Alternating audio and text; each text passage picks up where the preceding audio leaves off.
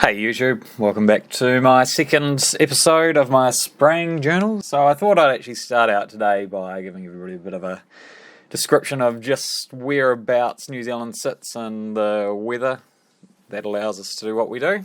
And yeah, we'll start with that. So I'll start with where we actually are. So I'm close to that place called Ashburton in the middle there, which is in the middle of the Canterbury Plains. Now, Canterbury is a region of New Zealand, and it is bigger than the Canterbury Plains itself. It's just that the Canterbury Plains is where I'm based, and it's the largest expanse of flat land in New Zealand. So I'll back out a little bit further. You can see the South Island, so it's almost halfway down, it's pretty much exactly halfway down the South Island. You can see the North Island there, and then off to our west is Australia. And if we carry on out further, you'll see there's actually not a lot. If we can go way around here to South America, there's the only other land mass that sort of sticks down this far. We're actually on the 43rd line of latitude, and so for comparison, if we went to the 43rd line of latitude in the north, that would cut through somewhere close to Chicago in the United States, and it also cuts across the top of Italy. So there's some sort of reference for you. We'll zoom back in, we'll carry on in, we'll keep it reasonably brief. We'll pretend the North Island doesn't exist for the sake of this video. So the South Island I'll break down into 4 reasonably easy areas. So we've got the Southland, which is quite wet and much cooler than where I am in Ashburton. The West Coast is very wet. It receives somewhere in the line of 6 metres of rain in some areas per year. So further north, it gets drier and warmer. And then when we come back around to the East Coast, and when we zoom back into where Ashburton is, you sort of find that on all sides we're actually sheltered by mountains. So what I mean by sheltered is the mountains are big enough to have a blocking effect for a lot of the weather. So if we were to get a system coming in from the southwest, which for us is a cold system, we get a lot of shelter from the mountains to the south of us. And when we get systems coming in across from the west, we also have heaps of shelter from the west, from the Southern Alps, which is off to our west. And that's really typical for the South Island, New Zealand. The west being the wetter side and the east being the drier side, with that blocking effect from the mountains. To add to this as well, the plains are relatively low-lying areas. So it starts obviously at sea level, and from sea level it sort of rises at a reasonably consistent rate, and that's all the way up to the foothills. Now, at the base of the foothills, in the widest part of the Canterbury Plains, and by the widest part I mean the widest part from the sea to the furthest foothills, it's about 350 to 400 metres, and then from the base there it then rises pretty significantly up into the hills. Now, typically our winters aren't particularly cold. We do get frosts, and we do have potential for snow here. The snow is more common inland. Every few years we do have a big snow event. They seem to be less common these days, but there's a bit like anywhere that gets snow. We always remember the years that we got the big snowfalls. However, they are not typical. We do typically get a little bit of snow every year. Again, usually it's only a couple of centimetres. And again, there's a lot of that's to do with the sheltering we get. The really cold weather systems are often sheltered.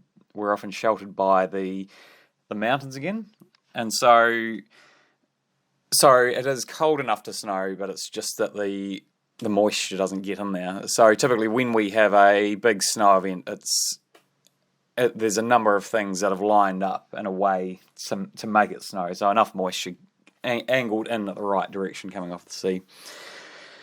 And further to that,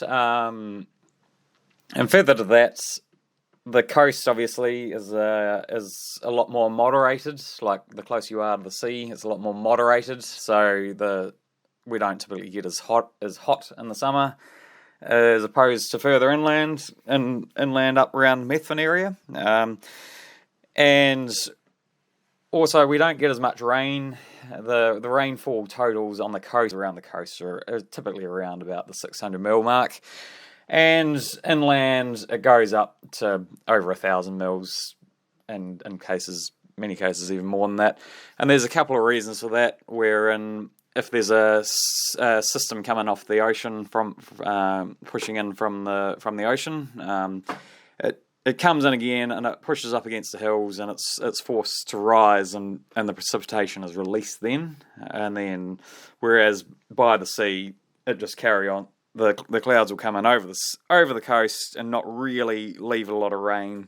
And a few of you might be thinking, well, 600 mils per year isn't really a lot to grow a crop with, and you are correct.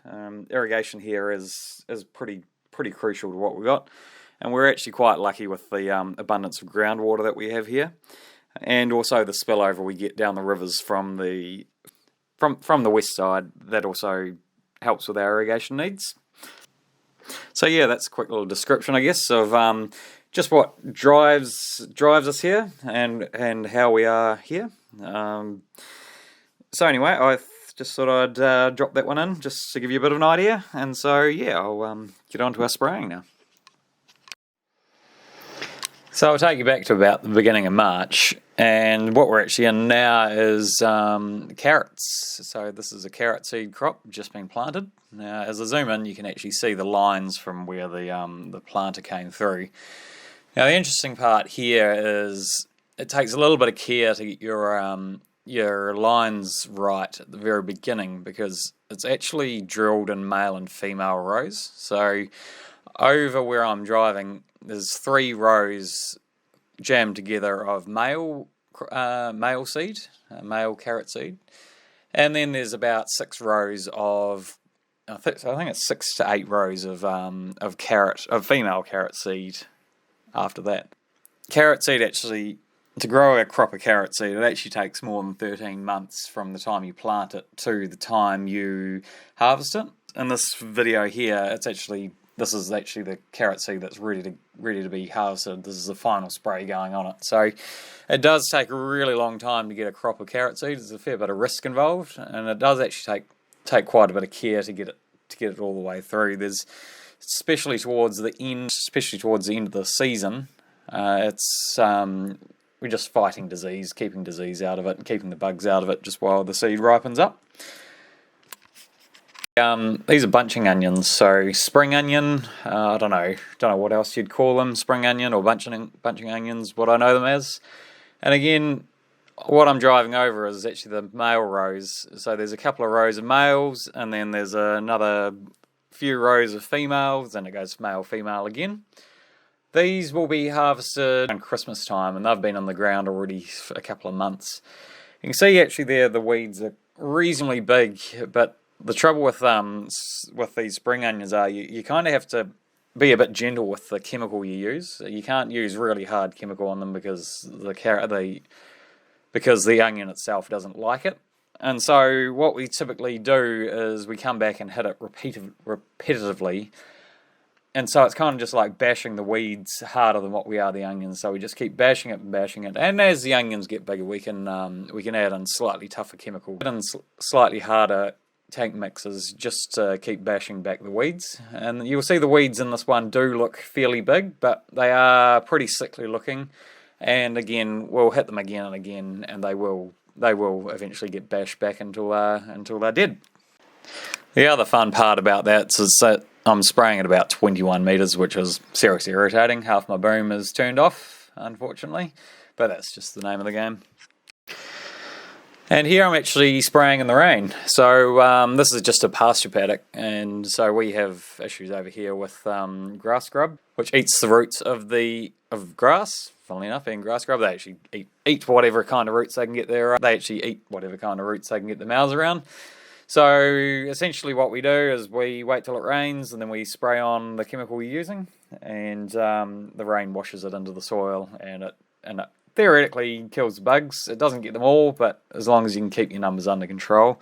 Autumn is typically the time we spray this, because that's when they're life cycle is in the right stage, and there's lots of them on the ground, so we get the best kill for the spray.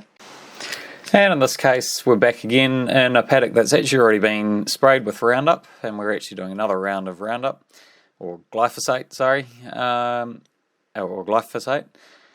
So it's actually been previously sprayed and burnt, but what we're getting here is a bit of regrowth in the grass, because it's a previous grass seed paddock, and so some of the previous grass is restriking again. So we're just giving it another round, and the drill is actually waiting in the next paddock. It's actually ready to drill in some clover. So once this is done, it'll be a nice clean seed bed, hopefully, for the clover to go on, to give it the best chance of getting going. And in this case, what I'm actually spraying here is a bit of rape, which is kind of similar to kale. It's going to be used for winter feed for cows or sheep, possibly. So you can see the bigger weeds hanging out in there. Most of those were actually spuds, and it's been a couple of years since spuds have been in here, but it just kind of shows just how well the old spuds hang on. They do tend to like reappearing even after a few years. And I actually recorded this second bit here just to show you the issue that I have sometimes. Now, the spreaders and the sprayers do follow the same wheel mark, which is the whole idea of controlled trafficking or tramlining. Now, the trouble I often come across is when my GPS, which is calibrated and very accurate, I try to follow the previous wheel marks, which is often from a spreader truck, and their wheel marks aren't exactly correct, and so if I was to follow them, it'd be an overlap and a miss each pass. And so this is what really does my head in sometimes, because I'm trying to follow wheel marks, except I'm doomed if I do and doomed if I don't. And that brings to an end today's video. I'll be back next week for more riveting stories from the driver's seat.